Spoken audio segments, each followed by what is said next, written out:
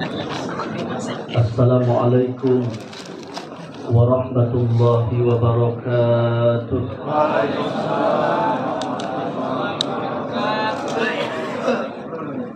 Alhamdulillahi rabbil alamin. Allahumma salli ala sayyidina Muhammad. Allahumma salli ala sayyidina Muhammadin al-bashiri wan nadhiri alladhi tanfatihu bihi abwabul khairi wa tanghaliqu bihi abwabus syarri wa ala alihi al-athhari wa ashabihi al-akhyari. Subhanaka la ilma lana illa ma 'allamtana innaka antal alimul hakim. La haula wa la quwwata illa billahil aliyyil azim. Rabbi a'udzu bika min hamazati syayatin wa a'udzu bika rabbi ay yahdurun. Ashabul fadilah mukarramun, para guru, para kiai, para habaib, mobil khusus guru kita tercinta Syekh Iqbal Khan Sahibul Majlis, guru kita tercinta Al-Habib Abdurrahman Basurah, para habaib yang lain yang mohon maaf tidak kami sebutkan namanya satu persatu, ikhwatal iman, calon penghuni surga yang dimuliakan oleh Allah Subhanahu wa taala. Bersyukur atas nikmat Allah, bersalawat kepada baginda Nabi Muhammad sallallahu alaihi wasallam. Detik ini di malam Jumat, di malam yang penuh dengan keberkahan, masih Allah berikan kekuatan iman dan Islam kepada kita. Allah tundukkan mata hati kita untuk bisa hadir di taman dari taman surganya Allah. Mudah-mudahan setiap langkah kebaikan yang kita lakukan senantiasa diterima oleh Allah Subhanahu wa taala. Amin ya rabbal alamin. Hadirin yang dimuliakan oleh Allah, kalau kita lihat dalam sejarah, Allah utus 124.000 nabi.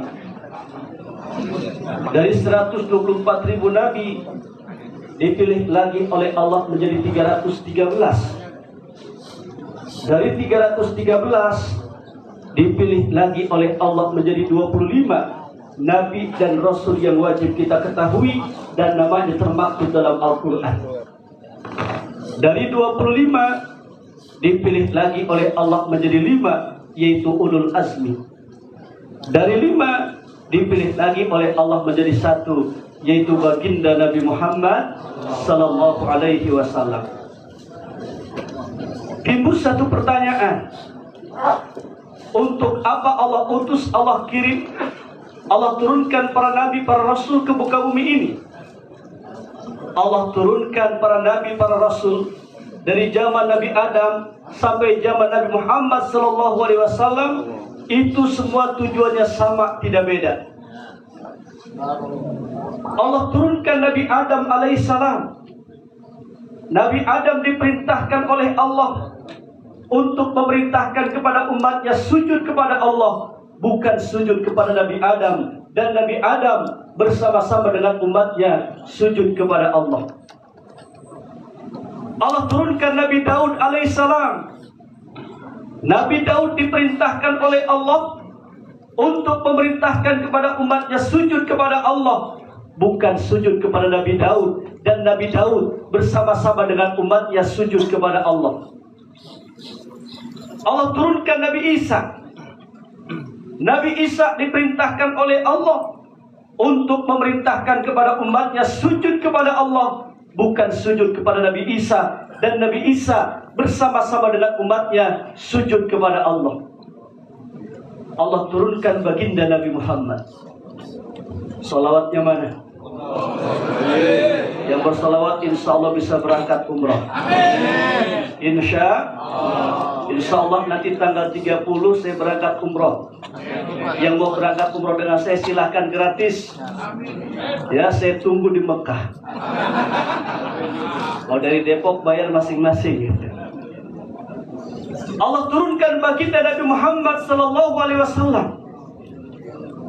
Rasulullah Muhammad khatamul anbiya'i wal mursalin, penutup segala nabi. Tidak ada nabi setelah baginda Nabi Muhammad. Beliau diperintahkan oleh Allah untuk memerintahkan kepada umatnya sujud kepada Allah, bukan sujud kepada Nabi Muhammad. Dan Nabi Muhammad beserta kita sebagai umatnya sujud kepada Allah. Jelas? Jelas? Apa ini jelas? Pokoknya jelas saja udah. Insya Allah. Lalu siapa itu baginda Nabi Muhammad? Yang pertama, sebagai seorang pemimpin negara, sebagai seorang presiden, sebagai pemimpin bangsa, beliau itu seorang pemimpin yang sangat tegas untuk menentukan sebuah keputusan hukum. Pernah pada satu ketika ada seorang anak pejabat mencuri korupsi. Menurut keputusan sidang harus dipotong tangannya. Sahabat datang kepada baginda Nabi Muhammad sallallahu alaihi wasallam, kemudian berkata, "Ya Rasulullah, ini ada seorang anak pejabat mencuri. Menurut keputusan sidang harus dipotong tangannya. Bagaimana kalau saja kita ringankan saja hukumannya ya Rasul?" Ketika mendengar ucapan seperti itu, bagaimana reaksi baginda Nabi Muhammad? Beliau berkata dengan suara yang lantang, "Ya Usama, sesungguhnya hancurnya umat-umat sebelum engkau, sesungguhnya hancurnya negeri-negeri sebelum engkau, sesungguhnya hancurnya bangsa-bangsa sebelum engkau. Kalau seandainya ada orang yang berpangkat berkedudukan mencuri, hukum tidak berlaku bagi mereka. Tapi kalau yang mencuri itu rakyat jelata, orang biasa, orang miskin, gak punya pangkat, gak punya kedudukan, aqamu alaihi al-had, hukum ditegakkan atas mereka." Sampai Rasulullah sallallahu alaihi wasallam ketika itu berkata, "Lau anna Fatimah binta Muhammadin saraqat laqattu yadah." Kalau saja Fatimah putriku mencuri, aku sendiri yang akan potong tangannya. Subhan, seorang pemimpin yang sangat tegas untuk menentukan sebuah keputusan hukum. Kira-kira presiden kita begitu apa enggak? Begitu apa enggak? Itu Rasulullah.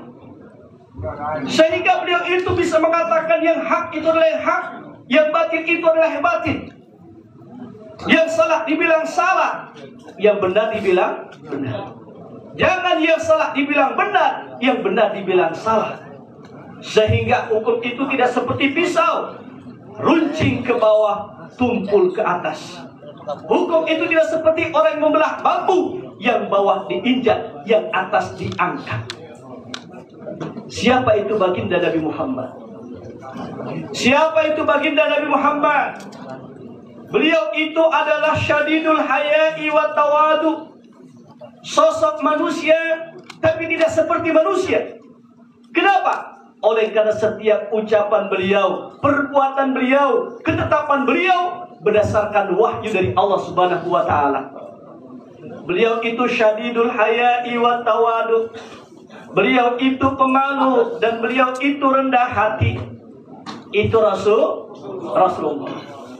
Satu ketika Allah bertanya kepada para nabi, para rasul. Ketika Allah bertanya kepada para nabi, para rasul, para nabi, para rasul ketika itu menjawab dengan gelar yang mereka miliki masing-masing. Allah bertanya kepada Nabi Adam, "Man anta ya Adam?" Nabi Adam menjawab, "Ana tasbihuka ya Allah." Nabi Adam menjawab dengan gelar yang beliau miliki, karena gelar beliau itu adalah tasbihullah. Allah bertanya kepada Nabi Musa, "Man anta ya Musa?" Nabi Musa menjawab, "Ana kalimuka ya Allah." Nabi Musa menjawab dengan gelar yang beliau miliki, karena gelar beliau itu adalah kalimullah. Allah bertanya kepada Nabi Isa, "Man anta ya Isa?" "Ana ruhuka ya Allah." Nabi Isa menjawab dengan gelar yang beliau miliki, karena gelar beliau itu adalah ruhullah.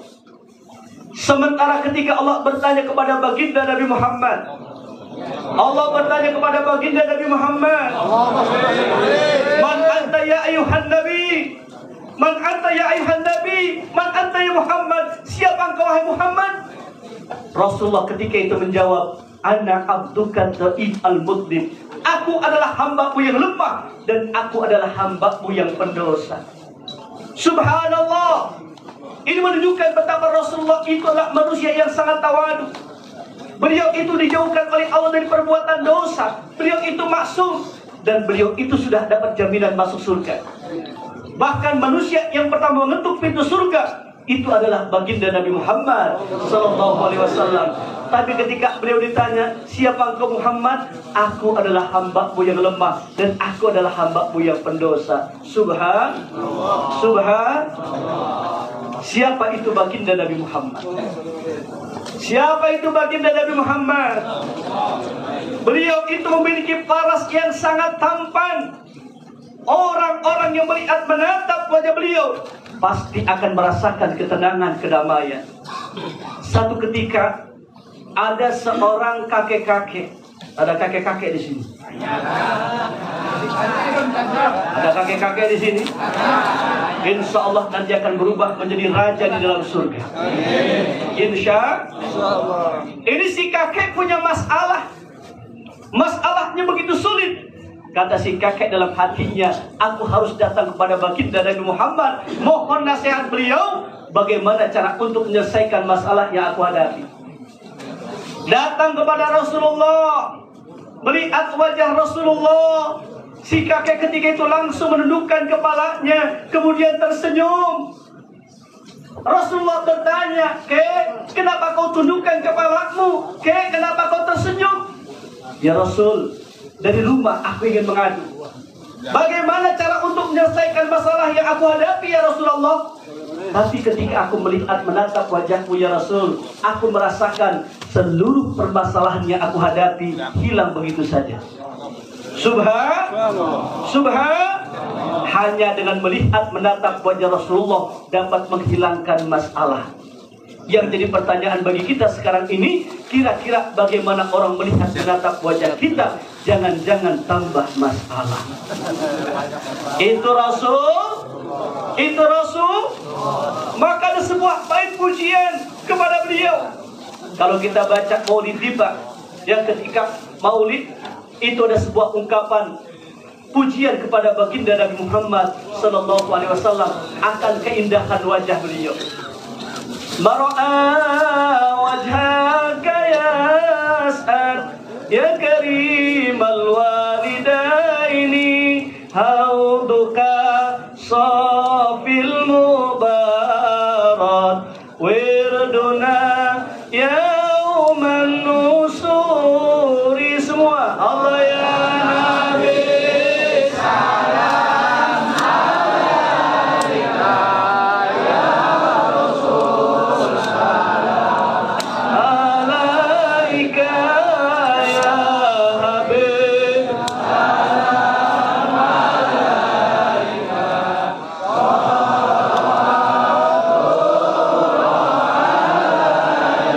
anta syamsun anta badrun anta nurun fawqa nuri anta iksiru wa ghali anta misbahu suduri. Allah ya Nabi salam alaika ya Rasul salam alaika ya Habib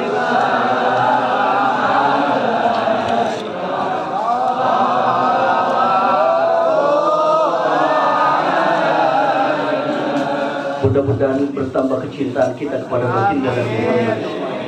Allah takdirkan kita mendapatkan syafaat dari baginda Nabi Muhammad. Allah masukkan kita semua ke dalam surganya bersama baginda Nabi Muhammad sallallahu alaihi wasallam.